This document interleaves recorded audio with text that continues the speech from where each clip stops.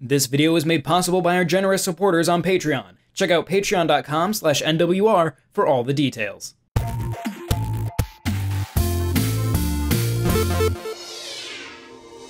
Tokyo Mirage Sessions Sharp FE is one of the greatest games ever released on Wii U. I reviewed the game more than 3 years ago on this very website, and that opinion stands tall until this very day. Despite some localization concerns, Sharp FE was some of the most consistent fun I've ever had. The story, characters, worlds, and gameplay perfectly complemented each other and made for one heck of a ride. This presents, however, a problem I've never faced before. What new is there to say for this Encore hands-on? Instead of the nitty-gritty that you can already find on this site, let's focus on the new stuff or the things that have been changed. First things first, we have to discuss the brand new EX story content. These are seemingly smaller 20 to 25 minute segments in which just a teensy bit of story plays out. The player will mostly see Itsuki, Tsubasa, and Kirya interact with each other and try to overcome a certain problem. During the first segment, Tsubasa is moping about doing a cover of Reincarnation.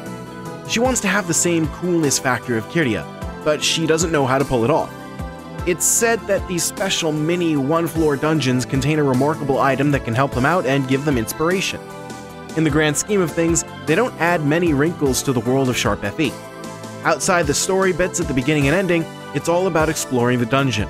In the first dungeon, these paths are spread in various smaller directions where you pick up additional trinkets. These additional trinkets are the only reason why you would want to go through the EX story.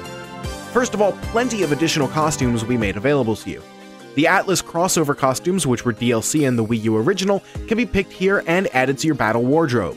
So if you're keen on equipping the Princess Glory costume to Kirya, that is the place where you need to be. The downloadable content finds new life within these EX stories, but there are some new offerings for you as well.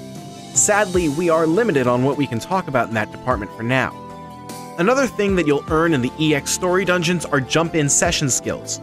When characters perform effective attacks, other cast members jump in to perform a string of attacks called sessions. By getting the most out of this mechanic, you'll have an easier time defeating enemies as well as earning additional items. With the new jump-in session skills, non-playable characters will get their chance in the spotlight. Tiki, who helps you upgrade weapons and characters, will perform an attack called Magic Fire. Important to note is that you don't have any control over when these jump-in skills are activated. They happen out of the blue without warning, making a combo feel just that tiny bit more awesome. Speaking of session battles, another important addition are the 3 training dungeons, which were included with the Wii U Special Edition and available as paid content. Each of these dungeons sees you traveling through a hostile landscape where you pick up items and defeat enemies. The longer you stay in areas or the more you defeat them, the more powerful they eventually become.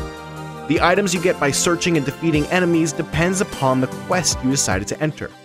In Expedition Hunter, which is spelled with a capital EXP, you'll get access to tons of the tome item. By using 2 of these on an ally, they'll be 1 experience point away from leveling up. Likewise, in Masterful Hunter, the skill book can be found by the buckets.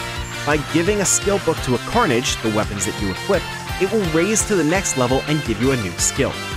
Finally, in Savage Hunter, players will be able to earn Detritus. By giving this to a specific character in the game, you'll be able to learn a skill that allows you to open any closed treasure boxes.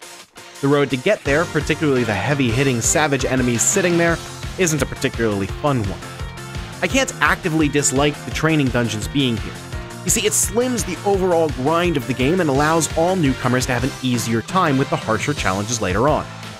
At the same time, a smart player can stick around for a while and keep racking up items to basically bend the game to their will.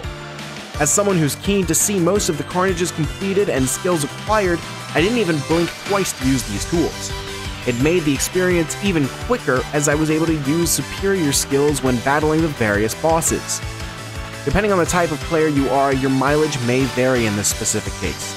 Personally, I used it in the knowledge that I've seen most of the game before. As I use both the Nintendo Switch and Switch Lite these days, I constantly downloaded the cloud save between the 2 systems. In the long run, I did slightly prefer to play Tokyo Mirage Sessions Sharp FE Encore on television with a Switch Pro controller at hand. The loading times are significantly better than on the Wii U version. You can easily see this if you use the transport ability to bring you back to the Fortuna Entertainment offices. The game interrupted my current state with no issue, and within seconds I was back to Tiki to upgrade certain abilities that I needed. In handheld mode, it takes a teensy bit longer after booting up your save file. This is something you can totally deal with, but it takes longer than I would personally like. Controlling the game with a Joy-Con is perfectly doable and didn't cause any issues. The performance in either fashion is without any problems as far as I can tell.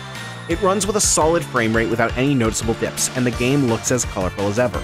Tokyo Mirage Sessions Sharp FE Encore is a Wii U game getting a second lease on life. The thing is, this couldn't be happening to a more deserving game. While the new stuff isn't anything in particular to shout about, this is still a fantastic game with a great sense of style. The battles are flashy and completely over the top, but something that I can get completely behind. The real question is, are you going to help Itsuki and his friends rise to stardom? You'd better, because you'd be missing out on one of the best Atlus RPGs ever made if you don't. The road is long, but with highly entertaining interactions and songs, the hours will simply pass you by. This video was made possible by our generous supporters on Patreon. Did you know that Nintendo World Report is funded directly by fans like you? When you support Nintendo World Report on Patreon, you get immediate access to multiple exclusive podcasts every month, exclusive Discord channels, an early look at select content, and more, all for as little as $1 a month. Check out patreon.com/NWR for all the details.